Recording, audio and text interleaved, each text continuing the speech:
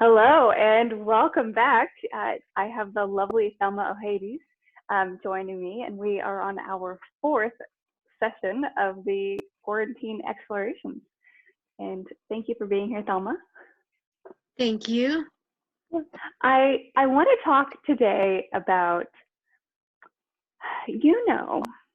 when we're in a limited situation where it feels like restrictions are like all around, and how that actually can be a really good thing because of the emotions that come up, so that we can use those to help navigate our path forward, right? Because you know how emotions can bring an incredible amount of clarity about what you really want, and using those emotions to help, direct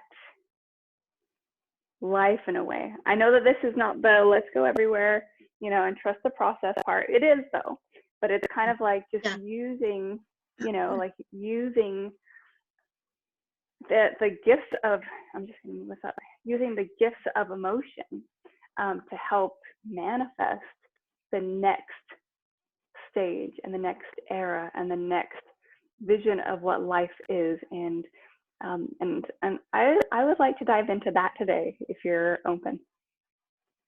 Well, it's so aligned, isn't it? Right. With what I'm like processing over these last few weeks. Especially today, a lot of it came up. So yeah, it's perfect. Let's look at it. I wonder what I'm gonna learn out of this. Yeah. Yeah, I So find that it's, first, yeah. what do you mean about limitations? Like, what exactly?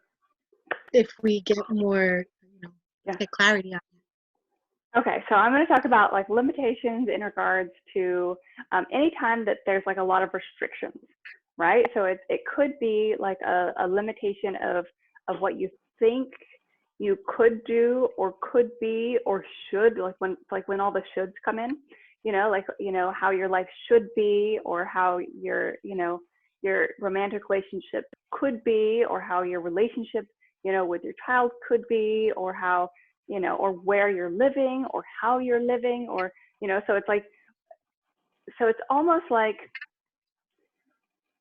what's really bringing this up for me right now, I'll just lay it out, is that, we're in this very restrictive, very limited space, right?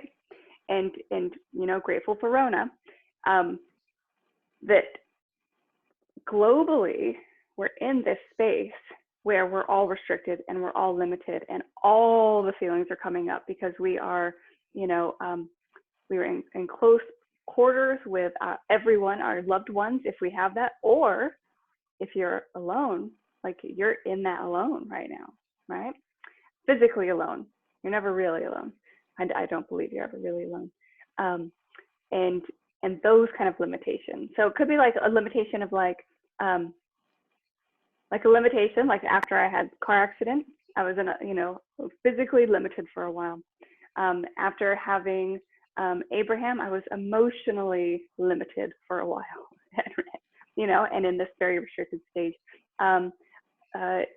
Earlier in life, like when I was homeless, and that was a very, limited space, right?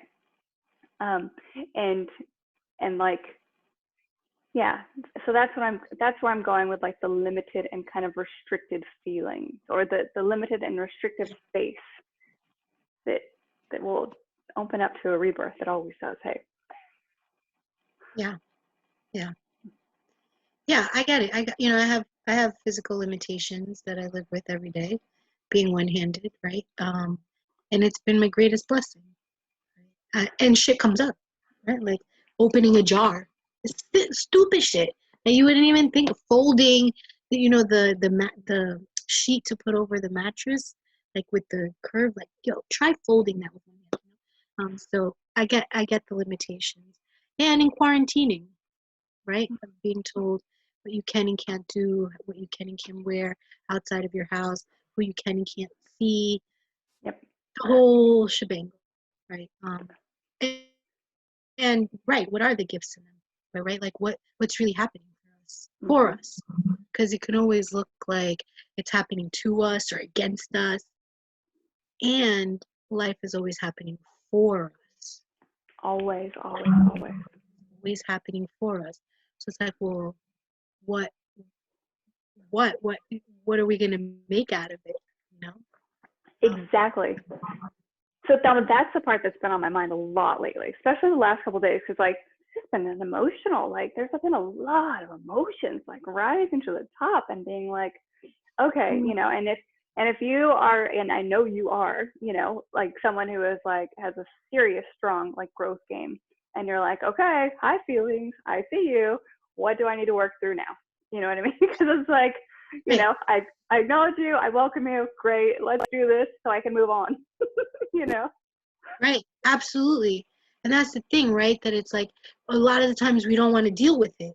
You know, so it's like the uncomfortable feelings come up and we just want to stuff them down, eat something, watch something, listen to something, go running. Even if it's a positive outlet that we're choosing, it's still something that it's like, I don't want to deal with that. So let me study more, whatever, you know, consciousness, so that I don't have to actually deal with that uncomfortable. And like the gift in Rona in this cocooning period that we have, right, is like you don't have no choice. The shit's gonna come up and you gotta deal with it. There's nowhere to go, there's nowhere to hide, you know? So Yes. yeah. Yeah. And it's good. It's really good stuff. Like the discomfort is happening for you, Exactly. you know? So yeah, I'm super uncomfortable right now. I've had a lot of like old resentments, old stories. And it's interesting too, because I'm back in my meditation group where we work with the Native American medicine wheel, and we're working in the direction of Yay! the South. Not in the South is where you release your past, where the serpent sheds its skin, you know, all at once rather than layer by layer.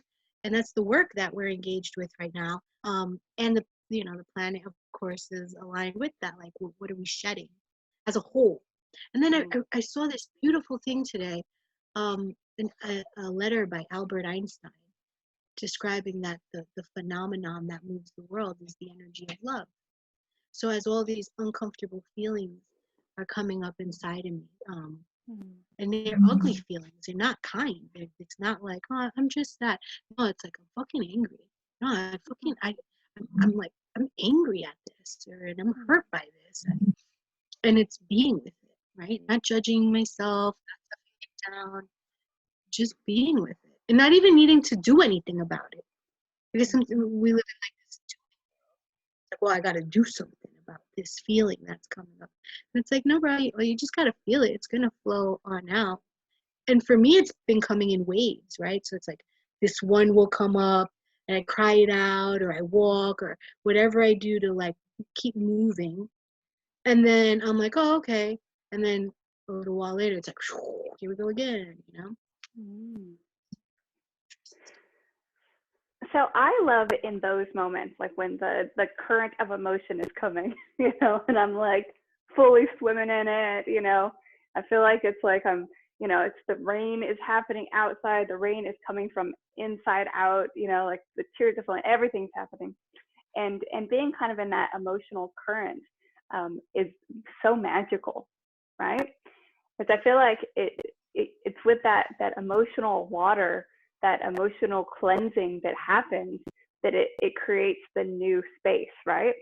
It's kind of like how a city, like after the rain, you know, all of a sudden is like clean again, right? Like I remember when I lived in Sao Paulo, and I remember just being amazed at, you know, how the city would look after the rain, you know, and it like all of a sudden it was like this you know, this downpour that would come out of nowhere, and the streets would be clean, you know. And I think that that space of clearing, I feel like as a whole we're really at that right now, you know, and we're still like in the beginning of this journey. You know. And so I feel like the next part, the really important part after acknowledging and accepting that these are the feelings that are arising, is to then use that fuel, that emotional fuel, to then direct what I want in my life next, and how I want to show up in my life next, and what I want my next chapter of my life to look like, what I want the reality of my life to look at, right? And I'm curious, is that, I mean, because there's a thing, right? When you're just kind of reveling in the emotions, right? It can be easy to just kind of hang out there, and that's fine too, right? It's all fine. It's all good. Everything's good. I like to go that next step and be like, okay, I recognize now in the many, many instances of this kind of transformation that I've been in, that I'm like, this is that moment of manifestation for me, 100%, 100%. I feel limited. I have the emotional current swirling all around me. I have old stuff bobbling up that I thought I had already worked through. And then I'm confronted with it, and I'm like, okay, there we are. And so I know that now is that time. And it naturally, I've become so habituated in this process that I brought out my journal and I started writing out what I want very clearly for my life, because I know that this is that time to do it. It's like the magical, mixture of all of the right components right now to help create the next future, Sorry, isn't it? Do you need to talk to Noah? Is he there? I'm sorry, he's like having a little coughing fit. I muted myself. Oh, 1 second. Do you need anything?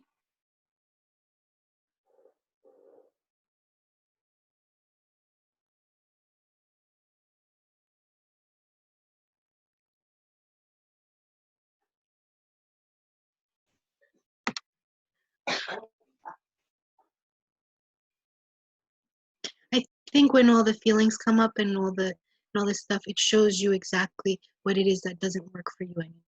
And that's your cue of like, well, what does work for me? And starting to play in those spaces. And it's like it's one of those times where you say, thank you, universe. Thank you for letting me know that this just doesn't fit anymore. And it doesn't make it wrong, and it doesn't make them wrong or me wrong or life wrong or anything. It's just showing me that it's like up level time. This doesn't work anymore. And what's available to me from here? So where do I go from here? What would work for me? And I wish I could tell you that I always bust out my journal. I don't. But I'm always envisioning, right? So I play in dream spaces, right? I like to zone out. I like to daydream. I just kind of wander, in my mind's mind. And through the years, I've learned really, like, that's all I really need to do. In the beginning, it was like, yeah, I had to write it all out, or I had to create a vision board, or I had to draw something, or I had to even speak it. Now I find that, I don't know if maybe it's like years of like honing in the craft or something, where it's like, it's a simple just envisioning and being in that vision with the well of emotions of that vision. Which is funny because sometimes that emotion is not far off from the emotions that I've deemed negative emotions. It's like it'll be the same tears, right? But these are tears of joy now, we call them, right? Not tears of sad, now they're tears, but they're still tears. Or it's like what we call anxiety, but now it's not anxiety, now it's excitement. Right? But it's the same thing. It's the same that runs up and down the body. It's the same thing. We just named it differently, right? Which is also then very empowering when you start observing that, because it's like, oh, I just got to change my mind and change my language, and those same emotions that I was saying were the hindrance or the limitation are now the thing that's propelling me forward. That was full body goosebumps. So somebody had to hear that. Maybe it was just I'm so with you though. I am so with you in that, like that the importance of language, and like I don't think of it as anxiety personally anymore either. Like I'm like, oh, those butterflies, that means I'm ready. That feeling, that's me stepping up. That's me leveling up. That's, that's that, oh, okay, maybe that's just that, you know, maybe those butterflies are just giving me little kisses, you know, to be like, you Yeah. got this, Yeah. you know? Yeah. I notice when they come up for me now, I'll go into like, oh, I'm like, what am I anxious about? Like it's still my first thought as I notice it. And then I have to consciously choose to be like, all right, well, what else is going on? Is this even mine? Like, am I picking up on somebody else? Is this mine? Or like, is my body? And I'll whisper, body, what are you trying to tell me? Like, what do you need something? Like, did I miss something? Do you need something? Can I help you? Like, what can I do? And it usually will shift on its own just by acknowledging. So that works. So I have to go back into the journaling part, because I feel like that's such a big thing for me, and I feel like it's been for so long. Like, I feel like even when I go back to like my childhood, and like, when they are like, oh, go back to like when you're a kid and the things you were doing then, or the things that you're supposed to be doing, that thing, right? And so I've done that, and it's I grew up really poor, and so like we did have some lined paper sometimes, and my grandma would let me just doodle on her lined paper with a pen. And I remember that being one of my favorite things I could do. And I feel like that that connection of pen on paper, it just puts me in this like just this space. It's such a lovely space. Even just thinking about it, where it just feels like everything is possible, you know. Um, Yeah. And almost, like it, and in that, then the dream comes along with that, and because it's like bringing it down, right? It's like bringing it down from the divine, and bringing it through me and all of my energy centers to bring it to life, and it feels like, yeah, it always feels like this kind of really guided process, Anyway, Yeah. I want to hear I about you totally and your get that. dream. Okay. Yeah. Well, I totally get that, right? And like, it's funny because we started with limitations, and I was a righty, and I had to learn how to become a lefty. So the joy that I used to have in writing as a right-handed person, I loved it. I loved writing, and I loved like making beautiful letters. There was something about like my wanting my handwriting to be like gorgeous. I'd always work on it, right? And I can't tell you how many years I worked on my handwriting. And then I turned 20, and it was like, I had to hold the book sideways to write. I just couldn't figure it out. It took me like 3 years to really be able to write or sign my name. So writing doesn't have the same like ease and joy, even holding a notebook open, right? To then hold the pen. And then when I get to a certain part of the page, it turns into scribble because I can't hold the book. Whatever. Yeah. So it doesn't have that same like joy and ease that at one point it did have. And then people are like, well, type, right? Like, but that doesn't have the same, right, exactly. It doesn't have the same flavor of like when you're actually writing something out. I'm almost done, Boogie, like 5-10 more minutes, okay? Thank you for your patience. So I think that's why the envisioning is really it for me. And just to so we're talking about the limitations and like doing the things that we did as children. So I've been like in my head like, well, what can I do, right? Like, a hobby or something. And I find that the limitation of being one-handed and left-handed, which is my non-dominant hand, all the little things that I'd like, oh, that might be fun, end up becoming a tedious chore because I have to figure out how to do it. And then it's really hard.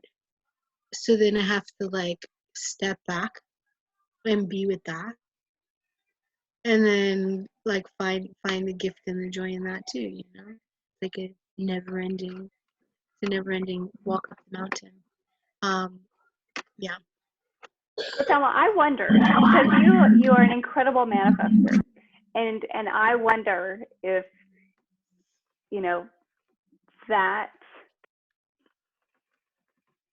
the paralyzation of your right arm, if that has actually helped fuel your manifesting, because you have come up against the limit, and because you've had the emotions rise, and because you are then accessing a different part of your, your abilities, and refining your ability to dream, and to really like paint that visual image in your head,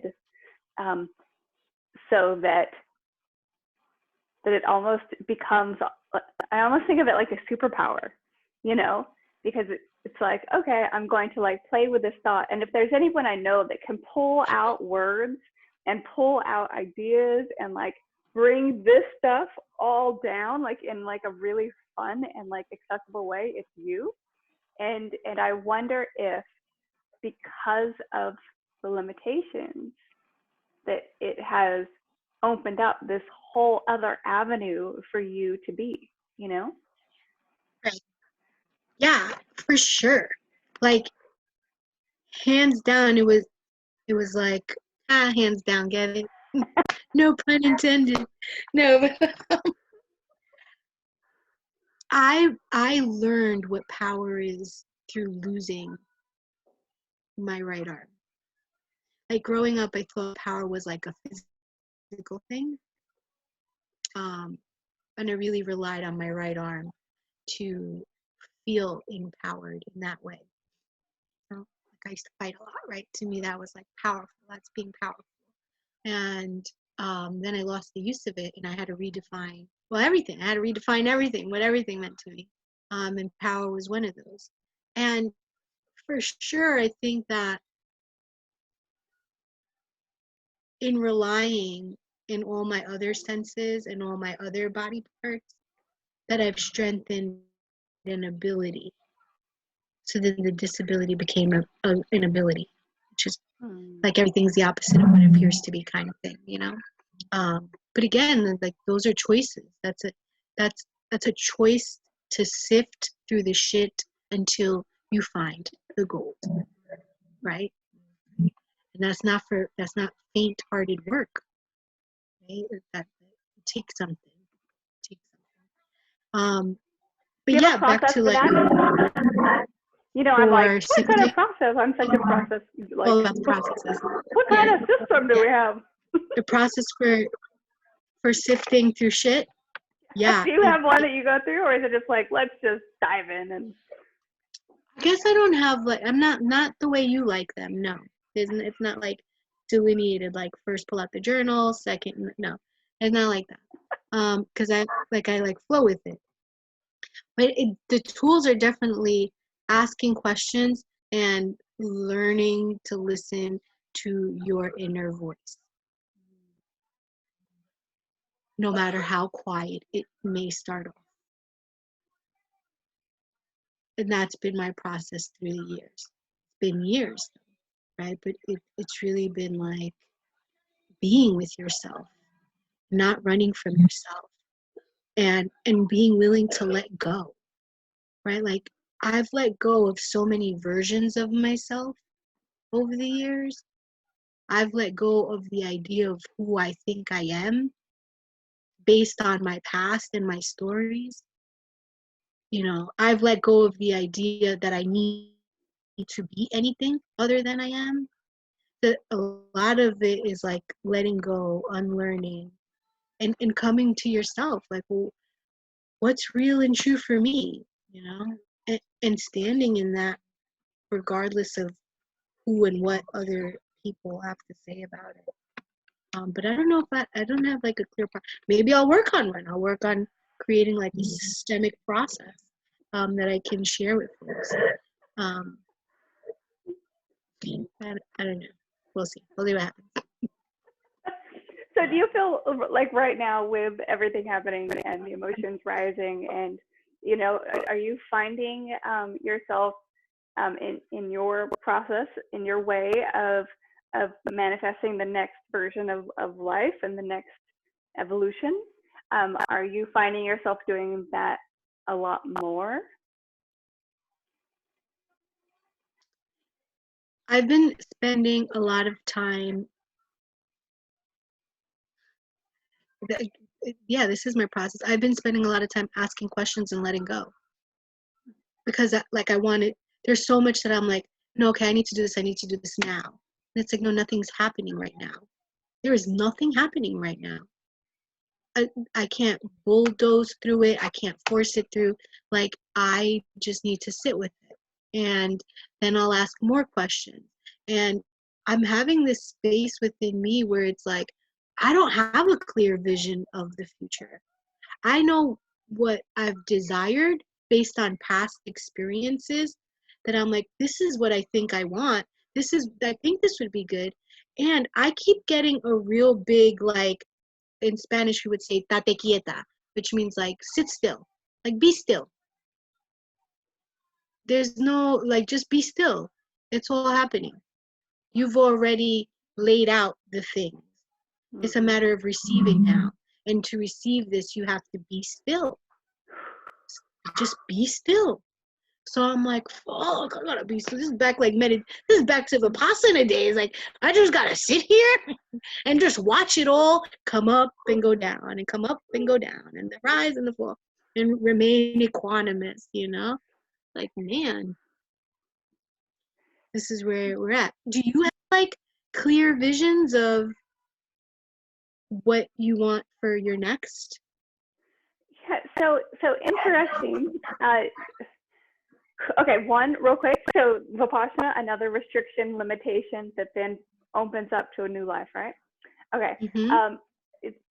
I have in the last few days really come up against that. I have manifested the thing I was looking to manifest. This is it, and I'm now. I laid it out yesterday. Making a very clear vision of what I want my next to be. Yeah. Okay. Yeah. Because when we manifested this house specifically, I manifested it down to like the exact dollar amount, like to the exact everything. This is it.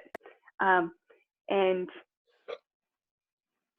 I had a moment last week that was almost like tapping me on the shoulder, like, look, more stuff is going to come up soon. Because I had this moment. I was like, wow, I really need to dream bigger. You know, like if I can, you know, dream this and scribe that this is what I want, and I can feel that, and I can allow that, you know, then I almost feel like I have a greater responsibility for others, really. And I feel like, you know, I feel like I need to be using this magical power, really, to help not just myself, but to really help others as well. And so, kind of really have that coming to the center part, I guess, of it. But yeah, it, definitely a clear vision has kind of flowed out of me of what I want the next to be. Yeah. Cool. Yeah, but the process going through it is always like, ooh. I don't know. Yeah. Maybe there's lighter, easier processes. I mean, I know there are, like, it would, you know, sometimes it can just be nice and fun, but this one has been the kind of way that's like all of the emotions are coming up. I had some yes. Okay. So specifically, so I share this so publicly. Specifically, I had some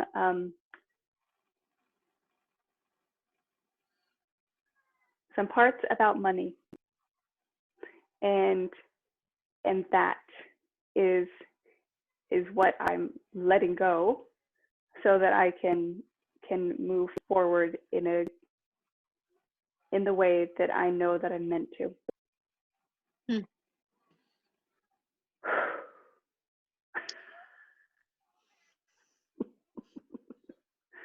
Yeah. Yeah. You know, it's interesting, right? I'm just gonna be super transparent because, you know, I'm gonna keep it funky like that. a part of why I feel that I'm just like being called to be still is because there's a lot of, I have more letting go to do, and I'm like not letting it go, like in my personal life. So it's funny because you said, you know, using your magic to help more than just you, but to help people, right? I live in a story of, I've been taking care of people all my life. I've been responsible for people all my life. I don't want to be responsible for people. I genuinely can sit here and tell you, like, it's not that it's like I don't care, I don't want to help people, but it's like I'm nobody's savior, I'm nobody's guru, I'm nobody's, like, I don't want to be anybody's shaman or anybody's healer. I don't want to be their way shower. I really have no desire to like step into that role. I don't mind having conversations, right? And jiving on things and sharing and exploring, right? Because I love that. Like, sure, let's connect on that. We're on the same wavelength. That's what we want. Like, I'm like tired of like pulling, right? And pulling and on my shoulders, and like I don't want any of that. Or this idea that success means that you have to like have a career, or I don't know, all these like pillars that we've attached to what success looks like, right? I don't want to deal with any of that either. So in letting all that go, and in the process of letting all that go, I don't think I'm receiving any visions of what's next for me, or other than like, no, honor this now. It's like, be here now and honor this now, and the rest will unfold. And you know, there's certain things that light me up, right? And then there's certain steps that I need to take. And right now I just keep being told to be still. So I'm like, I mean, and everything, not just spiritually, but like the world is like, be still. So I'm like, all right, well, I'm just gonna be here with all the uncomfortableness. And you know, I don't know. So Thelma, I wonder, because I hear you saying this, and I think the world of you, and I know that you are gifted in so many ways, and you're always divinely connected. Uh, Even in your very New York way, and in your very New York way sometimes. And I hear you saying that, and instantly I'm like, well, of course, this is Thelma's way, because Thelma loves to be surprised. Thelma's like, surprise the universe, show me what you have. Like, I'm open to what this is. And it feels like that is so aligned with how you are sitting right now. And it feels so perfect, actually. Yeah. And it's interesting because a lot of what you said about like what the things that you wanted to create in your life, well, like you created them, so dreaming bigger, right? So I come up against that, where it's like, all right, I got all the things, and guess what, it ain't about the things. No, not at all. I thought that it was about the things, just the way that before I had money, I thought it was about the money. And then I had money, and it was like, oh my God, it don't got nothing to do with money, right? Now, and then I was like, all right, well, so I'm gonna create this life that I want, right? These things I want, and I got it, I'm creating, do it, bang, got it. Oh my God, it's not about that. So then, like, in that space, it's like, all right, well, then show me. Then you show me, because I keep thinking I know, and I do these things, and I get it, and then I'm there, and I'm like, oh, it wasn't that either. And not to say that I'm not, it's like talking to my partner, and he's like, about being happy, and it's like, I'm happy. Even if I cry, I'm happy, right? Or even if I'm going through a tough time, I'm still happy. Like, I'm genuinely a happy person, right? Yeah. So it's not even about that. It's not even about like the pursuit of happiness. So then what is it really? And for a few, 2 more minutes. So just in speaking with you right now, it brings me back to that space when I was like living in Sedona, and people would be like, well, what do you do? I used to be like, I hold space, right? Like there's a rat race going out on there in the world. People are like crazy, bro. Like they don't know their heads from their ass. Like this is fucked up out there. I hold space.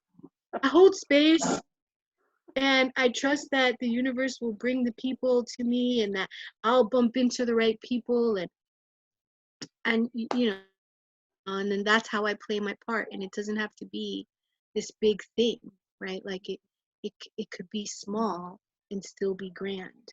So yeah, I guess you're right. I'm just gonna wait to be surprised. But I do have some like little, like I want land, but I have land. I'm just here in New York. That's what part of me is like. I just need to go. I'm not ready to go because I'm not ready to let it go yet. So it's like, all right, well, I gotta wait a little bit. My son's father and I, we're doing 1 week on, 1 week off. It's been amazing for Noah. I got to pick him up from his dad's house, and I took him on a lunch date and hung out with him and then dropped him off. I never did that my whole life with him. Like, it was so weird and so awesome all at the same time. We're both homeschooling him. So he gets me 1 week of homeschool, and then he gets his dad the other week. So it's like, I'm not ready to let that go. But a lot of the things that I want are over there. So I'm like, okay, I'll just sit and be with what it is and make the best of this, right? Okay. Mom duties are calling me. My son is like not feeling well. Okay. But I'm sorry to end this abruptly. Thank you. No, this is wonderful. Thank you.